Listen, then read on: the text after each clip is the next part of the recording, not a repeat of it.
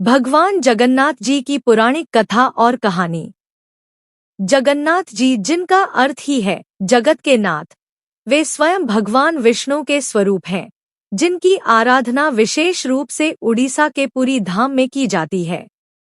उनका मंदिर भारत के 4 धामों में से एक है और उनकी रथ यात्रा संसार भर में प्रसिद्ध है। लेकिन क्या आप जानते हैं कि भगवान जगन्नाथ जी का रूप इतना अनोखा क्यों है? क्यों उनकी मूर्ति में हाथ पैर पूरे नहीं हैं? और उनके साथ सुभद्रा और बलराम जी का क्या रहस्य है?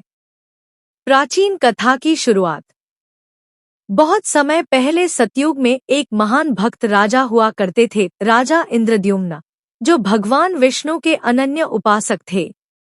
उन्हें एक दिन स्वप्न में भगवान विष्णु ने दर्शन देकर कहा कि वे धरती पर एक अद्भुत रूप में प्रकट होंगे। राजा को निर्देश मिला कि वे नीलांचल पर्वत, आज का पुरी, जाकर एक दिव्य काष्ठ मतलब लकड़ी से भगवान की मूर्ति बनवाएं। दिव्य लकड़ी और रहस्यमय बड़ी। राजा इंद्रद्युम्न को समुद्र के किनारे एक दिव्य काष्ठ मिला जो जल पर तैर रहा था, लेकिन कोई भी बड़ी उस लकड़ी को छू तक नहीं पा रहा था। तभी एक रहस्यमय वृद्ध पुरुष प्रकट हुआ और बोला, मैं तुम्हारे लिए ये मूर्तियां बना सकता हूँ, लेकिन मेरी एक शर्त है, जब तक मैं कार्य पूर्ण न कर लूं, कोई मुझे न देखे। वह वृद्ध असल में स्वयं विश्वकर्मा जी थे, देवताओं के शिल्पकार। 21 दिन का रहस्य। राजा ने स्वीकृति दे दी।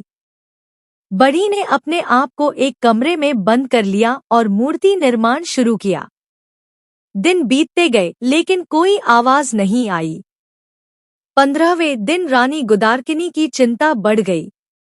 उसने आग्रह कर दरवाजा खुलवाया। अंदर देखा, मूर्तियां अधूरी थी, बिना हाथ पैर के। बड़ी अदृश्य हो चुका था।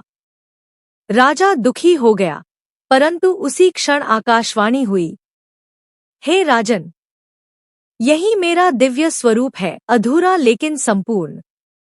इसी रूप में मैं कलयुग में भक्तों को दर्शन दूंगा। जगन्नाथ, बलभद्र और सुभद्रा का स्वरूप। भगवान जगन्नाथ जी उस लकड़ी की मुख्य मूर्ति बने। उनके साथ उनके बड़े भाई बलराम जी और बहन सुभद्रा जी भी उसी दिव्य काष्ठ से प्रकट हुए।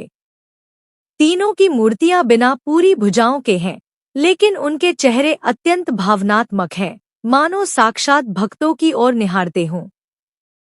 रथ यात्रा की उत्पत्ति। एक बार द्वारका में भगवान श्री कृष्ण ने रुक्मिणी, सत्यभामा और अन्य रानियों को अपनी बाल्यलीला की कथा सुनाई। वह कथा सुनकर सब भाव विभोर हो गई।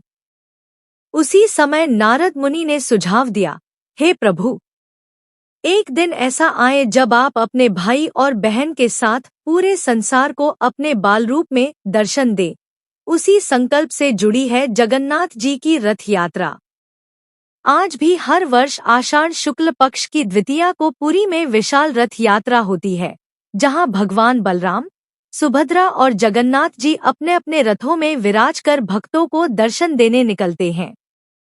भगवान जगन्नाथ जी का यह स्वरूप हमें सिखाता है कि सच्चा प्रेम रूप और आकार में नहीं बंधता। उनके बिना हाथ पैर के रूप में भी भक्तों को वही प्रेम, वही करुणा और वही कृपा मिलती है जो श्री कृष्ण ने गीता में दी थी। पुरी का यह धाम, जगन्नाथ जी की यह कथा और उनका दिव्य स्वरूप हर भक्त को यह सिखाता है कि भगवान साकार भी हैं और निराकार भी। वे हमारे प्रेम से बंधते हैं, मूर्ति की पूर्णता से नहीं।